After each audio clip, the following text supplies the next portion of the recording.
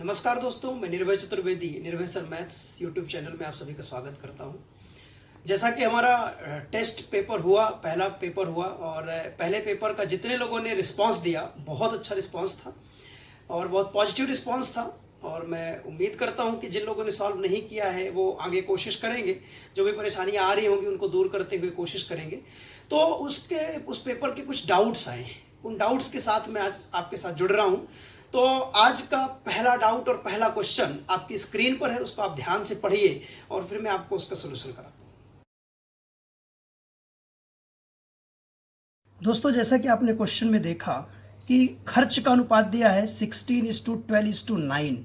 जैसा कि मैंने आपको पहले बोला था कि अगर हिंदी में कुछ मिस्टेक दिखे तो आपको इंग्लिश पढ़ना है और इंग्लिश वर्जन ही मान्य होता है।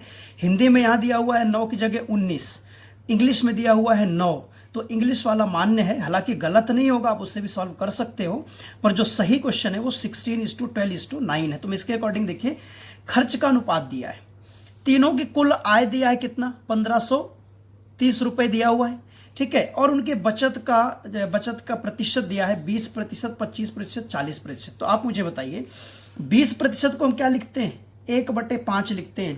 जितने लोगों ने परसेंटेज पढ़ा होगा, कंसेप्ट पढ़ा होगा, तो उनको समझ में आ रहा होगा 20% को 1/5 कैसे लिखते हैं। जो लोगों ने नहीं पढ़ा है, मैं बाद में जब टॉपिक वही चालू करूंगा तो आपको बहुत अच्छे समझ में आएगा। अभी आप कोशिश करिए, 20% को हम लिखते हैं 1/5। तो देखिए, जो बेस की वैल्यू होती है ये क्या होती है, ये होती है आय। ये क्या है, आय का भाग। अब आप बताओ, कोई व्यक्ति 5 कमाता है, ऊपर क्या है, बचत। 5 कमाता है और 1 बचाता है, तो आप बताओ खर्च कितना कर दिया, 4 भाग। 4 भाग का मतलब कितना हुआ भाई, 16। जब 4 भाग का मतलब 16 हुआ तो 1 भाग का मतलब कितना होगा, 4। तो ये आय कितने भाग है, 5 भाग। तो इधर कितना आ जाएगा, 5 × 4, मतलब आय का भाग कितना गया, 20। फिर से मैं समझा रहा हूं, खर्च कितना है, 4 भाग। 4 भाग का मतलब 16, तो 1 भाग का मतलब 4। तो आप बताइए 5 भाग का मतलब कितना हो जाएगा, 20। इसी तरह से इसको करेंगे, 25% को लिखते हैं 1/4। अब आपको अंडरस्टूड है, समझ में आ रहा है कि बेस में कितना है, जो है आय है और ऊपर क्या है, बचत है। तो यहाँ बताइए खर्च कितना होगा, 3। तो भाई 3 भाग का मान कितना हुआ, 12। तो 1 भाग का मान कितना होगा, 4। समझ पा रहे हैं ना, 1 भाग का मतलब 4। तो आप बताइए 4 भाग का मतलब कितना हो जाएगा, क्योंकि 4 भाग आए हैं तो 4 × 4 यानी कितना हो गया, 16। दोस्तों सेम इसको देखिए, 40% को लिखते हैं 2/5। तो आप बताइए बेस में क्या है, आय, ऊपर क्या है, बचत। 5 कमा के 2 भाग बचाता है तो खर्च कितना कर देता है, 3 भाग। तो 3 का मतलब 9, तो 1 का मतलब 3, राइट। तो 5 भाग आय है, तो 5 × कितना हो गया, 3, यानी कितना हो गया, 15। तो आप देखिए, ये हो गया ए, ये है बी और ये है सी। तीनों की आय का अनुपात, यहाँ अनुपात में लगा देता हूँ, 20:16:15 आ गया, ठीक है। तो इनका बताइए कुल भाग कितना हो जाएगा, 20 धन 16 धन 15, 31 और 20 कितना हुआ, ये हो गया 51 भाग। और भाई 51 भाग का मतलब देखिए कुल आय कितना दिया है, 1530। तो 1 भाग का मान कितना हो जाएगा, इसको आप विभाजित करेंगे 3 बार में पूरा डिवाइड हो जाएगा, कितना हो गया, 30। तो आपसे क्या पूछा हुआ है, आपसे पूछा है बी की आय। देखिए बी की आय पूछा है, तो बी की आय बताओ कितने भाग आपने निकाला यहाँ पर, 16 भाग। तो आप बताओ बी की आय बराबर 16 × 30 करेंगे तो आपका आंसर कितना आ जाएगा, 480। बहुत ही सिंपल सा क्वेश्चन था। आप इसके बहुत सारे मेथड हैं और इससे हम और भी मेथड से कर सकते हैं, लेकिन ये सबसे सिंपल मेथड है। आप इसको सीधे यहाँ से बदलिए और ये पार्ट्स को आप इक्वेट करके और रेशियो निकाल लीजिए, रेशियो को इक्वेट करके आप ये निकाल सकते हैं। बहुत सिंपल है, एक बार आप फिर से पीछे जा करके आप देख सकते हैं। दोस्तों आपका next question, next doubt screen पर है, आप उसको ध्यान से पढ़िए, मैं उसका सोल्यूशन फिर देता हूँ।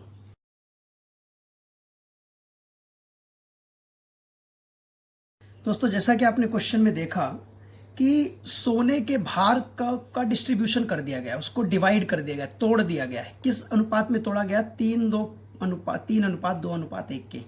मतलब ये पहले कितना रहा होगा, 3:2 5 6।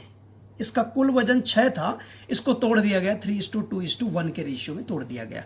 क्वेश्चन कह रहा है कि जो इसकी कीमत है इसके भार के वर्ग के समानुपाती है, यानी इसके वेट के स्क्वायर के डायरेक्टली प्रोपोर्शन है। तो आप बताइए वेट पहले कितना था भाई, 6। तो इसका वर्ग करेंगे तो कीमत आ जाएगी, क्या थी पहले, 36। अभी देखिए अलग अलग कीमत हो जाएगी। ये कितना होगा, ये हो जाएगा क्या 9, ये कितना हो जाएगा 4, ये कितना हो जाएगा 1 का वर्ग 1। अभी कीमत डिवाइड हो गई इस तरह से। तो मैं आपको एक सलाह देता हूं कि इस ऐसे केस में आप कभी भी इसको 3x, इसको कितना 2x, इसको 1x मान लीजिए, अदरवाइज बाद में गलती होने के चांसेस। बताइए 3x का वर्ग कितना होता 9x स्क्वायर, ये कितना होगा 2x स्क्वायर, ये कितना होगा 1x स्क्वायर, और इधर हम ये पूरा 6x है तो कितना हो गया 36x स्क्वायर। अब बताइए पूरी कीमत पहले क्या थी 36x स्क्वायर। अब मैं इन तीनों को जोड़ देता हूं तो 9 4 13 1 14x स्क्वायर। x क्यों लिया, क्योंकि आप जानते हैं कि जो रेशियो होता है वो एग्जैक्ट वैल्यू नहीं होती है, वो शेयर होता है, पार्ट होता है, इसलिए उसके साथ में हम कोई ना कोई वेरिएबल वैल्यू लेते हैं। यहाँ पर हमें इसलिए लेना पड़ेगा कि हमें एक भाग का मान नहीं, एक वर्ग भाग का मान निकालना पड़ता, और वो अगर हम ये नहीं लेते तो भूल जाते, इसलिए आप x ले लेंगे तो ज़्यादा आसान रहेगा। अब देखिए पहले कीमत कितनी थी 36x स्क्वायर, अभी कीमत कितनी है 14x स्क्वायर। तो भाई हानि हुई, आपको दिख भी रहा है, यहाँ से क्लियर दिख रहा है कि हानि हो रही है, तो यहाँ से हम घटाएंगे तो हानि कितने की हो रही है 4620 रुपए की। ठीक है, तो ये देखिए 22x स्क्वायर का मान हो गया 4620। आप इसको 22 से सीधे काट सकते हैं, 22 दूनी 44 और 22 एकम 22, 210 सॉरी 22 दूनी 44 और ये हो गया कितना 22 एकम 22, 210 हो गया। तो ये एक्स स्क्वायर बराबर कितना हो जाएगा, ये एक्स स्क्वायर का मान कितना आ गया 210। अब कुछ लोग क्या करेंगे एक्स स्क्वायर का वर्गमूल निकाल लेंगे, वो गलत है। आपको चाहिए क्या, आपको चाहिए प्रारंभिक कीमत। भाई प्रारंभिक कीमत क्या है, प्रारंभिक कीमत जो है वो कितना है 36x स्क्वायर। तो कितना हो गया 36 गुणे 210। यहाँ से आप इसका मल्टीप्लाई कर देंगे, कितना होता है ये 21 और 6 जा कितना 126, तो ये 6 और ये 12, कितना आ गया 21 या 63 और 12 कितना हो गया 75। तो आपका आंसर क्या हो गया 7560।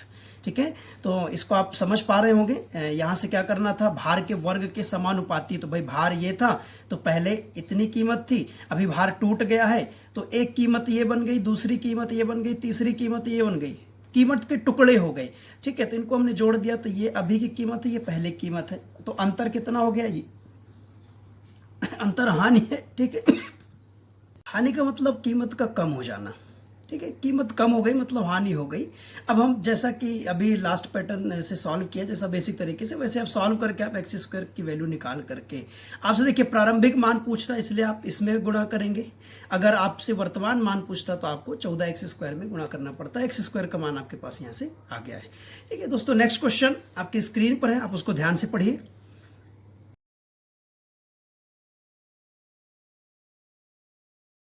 दोस्तों जैसा कि आपने क्वेश्चन में देखा, क्वेश्चन कह रहा है ए बी के घन के व्युत्क्रमानुपाती यानी इन्वर्सली प्रोपोर्शन चेंज होता है। तो देखिए हम ए बी के घन के व्युत्क्रमानुपाती चेंज होता है उसको ऐसे लिखेंगे, और आप जानते हैं कि जब इस प्रोपोर्शन के साइन को हटाया जाता है तो कोई कांस्टेंट आ जाता है, तो कांस्टेंट हम के ले लेते हैं, और इनटू में देखिए 1/b³।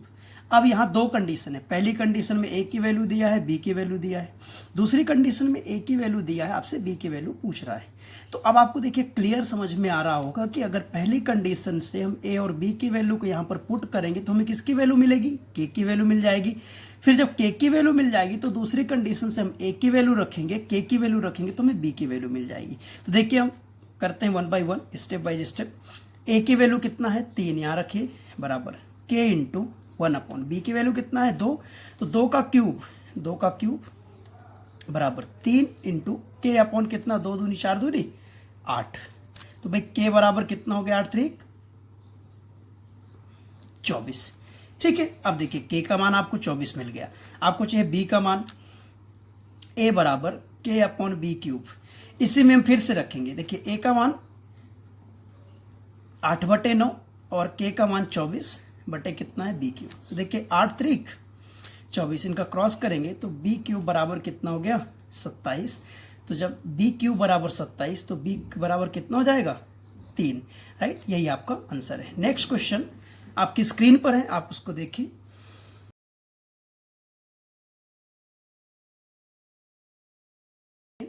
देखिए तीनों की आय का रेशियो दिया है, एबीसी की आय का रेशियो 3:7:4 और व्यय का रेशियो दिया है 4:3:5। एक बात और दिया, बहुत सिंपल सा क्वेश्चन है, एक चीज और दिया है कि जो ए है अपनी इनकम 2400 में से 300 बचाता है। मतलब एक ही आय बोल रहा है क्वेश्चन कि भाई कितनी है, 2400 है, और बचाता कितना है, वो 300 रुपये बचाता है। मतलब आप समझ सकते हैं कि उसका जो खर्चा है वो 2100 रुपये होगा। इसमें इसको हमें क्या कर देना है, घटा देना है। बहुत सिंपल सी बात है।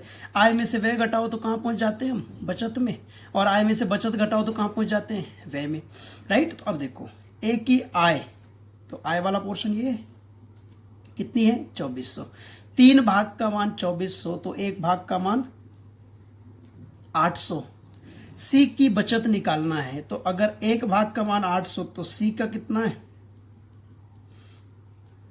4 भाग, तो उसकी आय कितनी हो गई, 3200, राइट।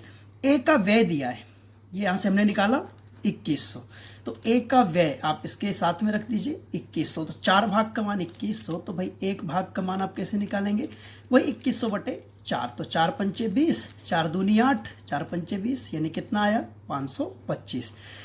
1 भाग का मान 525, तो हमें सी का व्यय निकालना पड़ेगा। व्यय क्यों निकाल रहे हैं, क्योंकि बचत निकालना है, तो आय में से व्यय घटाएंगे तो बचत मिल जाएगा। तो देखिए ये 5 भाग है, तो यहाँ गुणा करेंगे हम 525 का, तो 5 25, 5 दूनी 10, 12, और 5 25, 25 और 1 कितना हो गया, 26। अब आप बताइए सी कमाता कितना है, 3200, खर्च कितना करता है, 2625 रुपये। तो उसकी बचत निकालने के लिए आप क्या करेंगे, 3200 में से 2625 को माइनस कर दीजिए, ये 5 7 और कितना आ जाएगा, 7 5 12, यानी कितना आ गई उसकी बचत, 575 रुपये। ठीक है, नेक्स्ट क्वेश्चन आपका स्क्रीन पर है, उसको ध्यान से पढ़िए।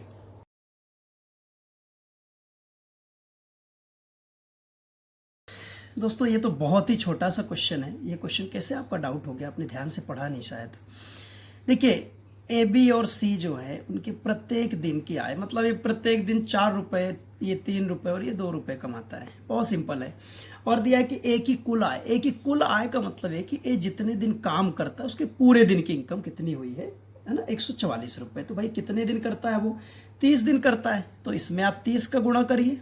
ठीक है, ये कितने दिन करता है, बी करता है 50 दिन, 50 दिन। और सी कितने दिन करता है, सी करता है 40 दिन। तो इसका गुणा कर दीजिए। देखिए 40 गुणे 30 अनुपात 3 गुणे 50 अनुपात 2 गुणे 40। ये लिखने की जरूरत नहीं थी, फिर भी मैं समझने के लिए लिख रहा हूँ। ये 0 0 0 कैंसिल हो गया। देखिए 4 तिया 12, 5 तिया 15 और ये 4 दूनी 8।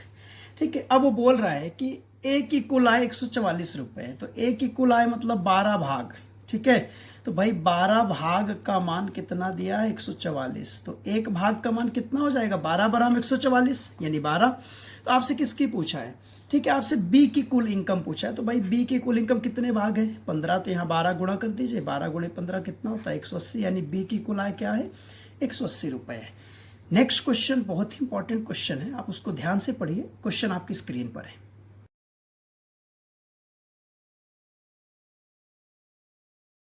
दोस्तों जैसा क्वेश्चन में दिया है, पृथ्वी पर भूमि और जल का अनुपात 1:2 है। पूरी पृथ्वी में भूमि और जल का अनुपात दिया है। उत्तरी गोलार्ध में दिया है 2:3 और दक्षिणी का आपसे पूछ रहा है। तो देखिए नॉर्दर्न में लैंड और वाटर का रेशियो 2:3 है, और सदर्न में क्या होगा ये हमसे पूछ रहा है, ये रेशियो हमसे पूछ रहा है।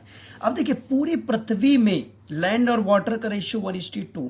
ठीक है, लैंड मतलब भूमि, मतलब जहां पर हम रह रहे हैं, जो रहने योग्य जमीन है, जो खेती करने योग्य जमीन है। ठीक है, और वाटर मतलब जहां पर पानी है, समुद्री इलाका या कोई भी नदी क्षेत्र या जो भी जहां पर पानी है। ठीक है, तो उसका जो अनुपात दिया है 1:2 दिया हुआ है। अब देखिए पूरी पृथ्वी को हमने 2 इक्वल पार्ट में डिवाइड कर दिया। एक हो गया क्या, नॉर्दर्न उत्तरी गोलार्ध, दूसरा हो गया सदर्न दक्षिणी गोलार्ध। तो अब मैं मान लेता हूं कि पूरी पृथ्वी में यानी northern hemisphere plus southern hemisphere total मिला करके जो लैंड एंड वाटर ओवरऑल है वो कितना है, 300 है। ठीक है, कितना है, ध्यान से समझिएगा। इन दोनों को मिला करके नॉर्दर्न और सदर्न का मिला करके 300 है, जिसमें लैंड भी है और वाटर भी है। तो आप बताइए लैंड और वाटर का रेशियो कितना है, 1:2। तो भाई ये पूरा कितना हुआ, 3 भाग, और 3 भाग का मान 300। दोस्तों मैंने 300 ही क्यों माना, क्योंकि इन दोनों का सम कितना हो रहा है, 3 हो रहा है, तो मैंने 3 का एक मल्टीपल ले लिया, 300 ले लिया। आप 600 भी ले सकते थे, ठीक है, आप 900 भी ले सकते थे। तो आप कोई भी ऐसी वैल्यू ले लो जो 3 से कट रही हो, ठीक है। तो देखिए 300, तो एक भाग का मान कितना हो जाएगा, एक भाग का मान हो गया 100। तो ये हो गया कितना, 1 भाग 100, ये कितना हो गया 200। आप मुझे ध्यान से बताओ, पूरी पृथ्वी पर लैंड कितना है 100, वाटर कितना है 200। अब आप बताओ पूरी पृथ्वी, ये पूरी पृथ्वी है जिसमें कितना, इस पूरी पृथ्वी में कितना है 300, तो ये इधर कितना होगा 150 और इधर कितना होगा 150, ठीक है। ये उत्तरी गोलार्ध में 150 और ये इधर कितना होगा 150। तो लैंड और वाटर पूरा मिलाकर के कितना हुआ, ये हुआ 5 भाग। 5 भाग का मान कितना होगा 150, तो 1 भाग का मान कितना होगा 30, तो 2 भाग का मान कितना हो गया 30 दूनी 60, ठीक है। और 3 भाग का मान कितना हो गया यहाँ 30 3 90, ठीक है। तो इसमें आप देखो लैंड कितना हुआ 60, इसमें वाटर कितना हुआ 90। अब आप बताओ पूरी पृथ्वी में लैंड कितना है 100, ठीक है, पूरी पृथ्वी में लैंड 100, राइट, और नॉर्दर्न में कितना है 60।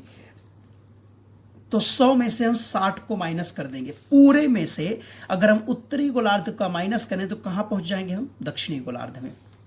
ये क्या मिल गया हमें, लैंड। अनुपात क्या चाहिए हमें, वाटर।